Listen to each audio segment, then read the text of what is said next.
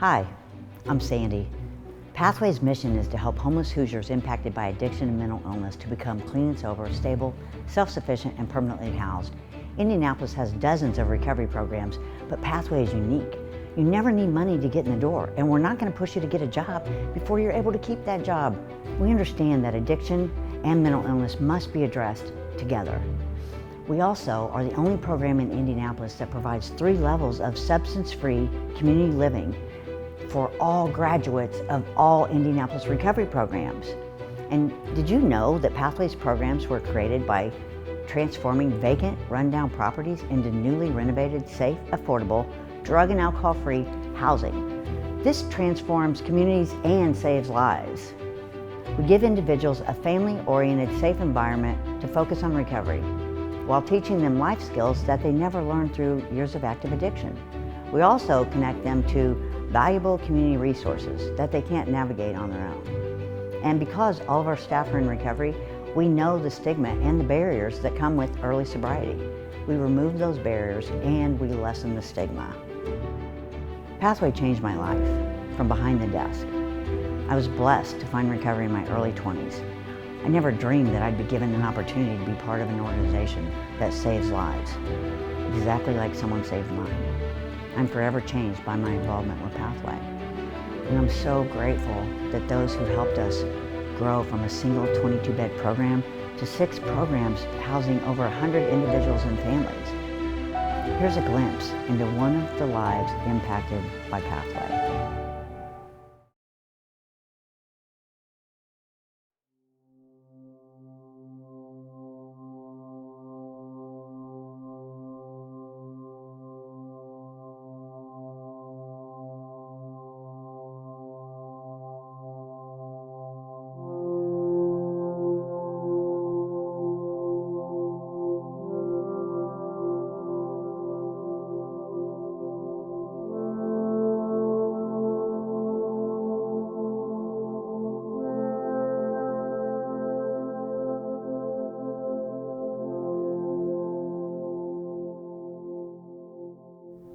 I started using pain meds really early in my life, like 14 or 15, and I wasn't peer pressured to do them. It was something I kind of stumbled upon and was curious on my own, and used those quite often, and without the people I hung out with really knowing. It's so weird because I think back on it and I remember looking at this medicine, and after I've used them and been high from them, and I remember literally saying to myself, this is it. This is going to be the rest of my life, and I know that. And I remember being a kid thinking that, and I wasn't oblivious to that at all. But I used a lot. I used at school, at high school, when I would show up.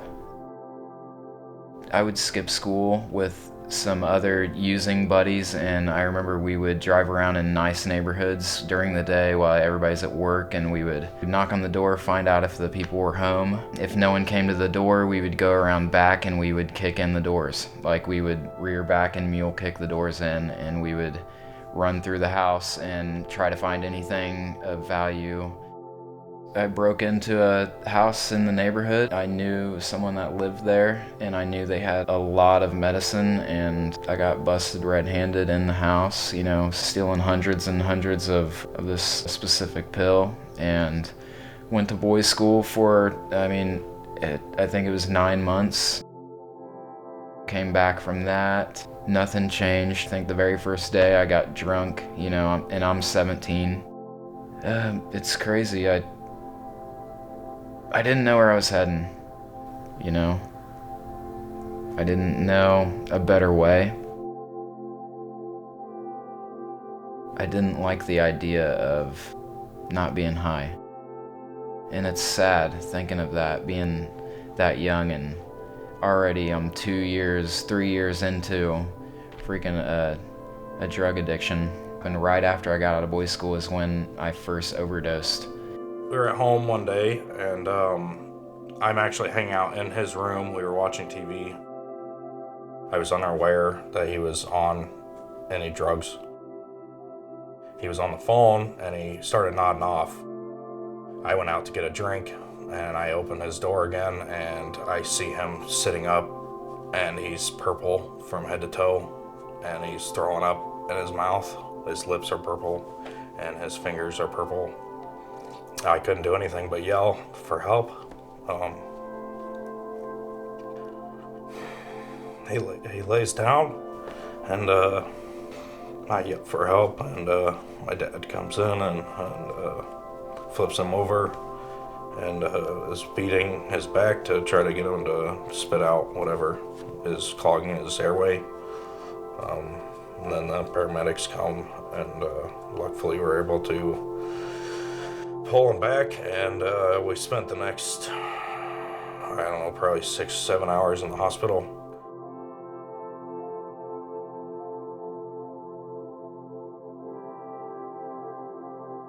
I first met Wes at a recovery campout, at which point he asked me to sponsor him, and that was the beginning of a relationship as friends that went on for a long time throughout his addiction.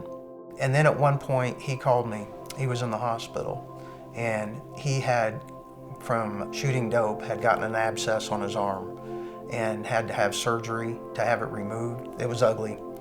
And at that time, I think out of shame, he was telling people that it was from a spider bite. He continued to shoot dope into that same arm before they even did the skin graft.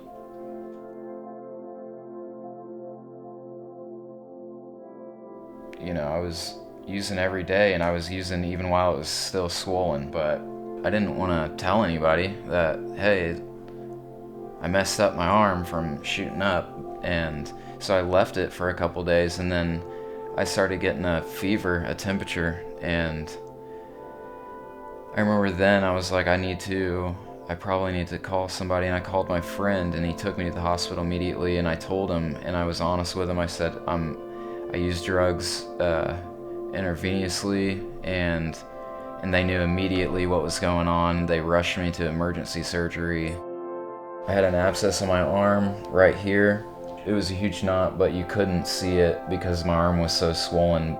They had to cut it, they had to remove all the muscle, all the veins from it all being infected. And they said if I would have came a day later, 2 days later, I would have, either had blood poisoning and possibly have died, or just lose my arm altogether, and there was nothing they would have been able to do about it.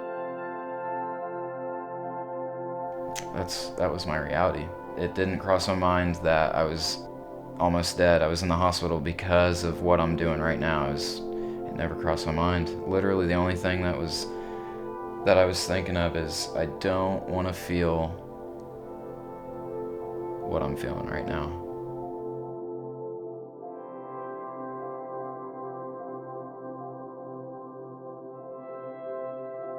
Living on the street downtown was my low point. I burned all my bridges. Nobody would come and help me. I mean, I was covering up with a hoodie at night and using a backpack as a pillow. I don't know what snapped into me. I remember the days when it happened. Getting off the street, I went to Pathway. I knew about Pathway. I knew I didn't have to have money to get in there, and applied to get in there. Stayed on the street for 3 more nights until they had a bed open. And man, I never looked back from that moment on. I remember the day moving in here into this new place, moving from phase 2 to phase 3, and being emotional about it. When you've been bouncing from institution to your friend's couch to, to jails, to hospitals, your whole life. And then to get there to your own place where you can say, this is mine. It made me want to hold on to what I have gained. I feel like without Pathway, I wouldn't have that. Everybody that helps Pathway run, they help in every way they can. I'm just grateful. It's amazing. I never thought I would have anything that I have today, including peace of mind. What sets Pathway apart from all the other places that I've been is the family-like atmosphere that is there. It's not an institutional setting, and I feel like it's family-oriented in a way. We go out and do things together, but it's unique because you're sharing that with somebody that's going through the same thing as you. And you learn to let people love you, and you learn to love in return. It's unique because people that are coming from off of the street in a life of addiction, they're not used to feeling that. And it's such a good, gratifying feeling to have. And I feel like that's what maybe snapped into me this go around, to actually stay doing this, stay going down this right path.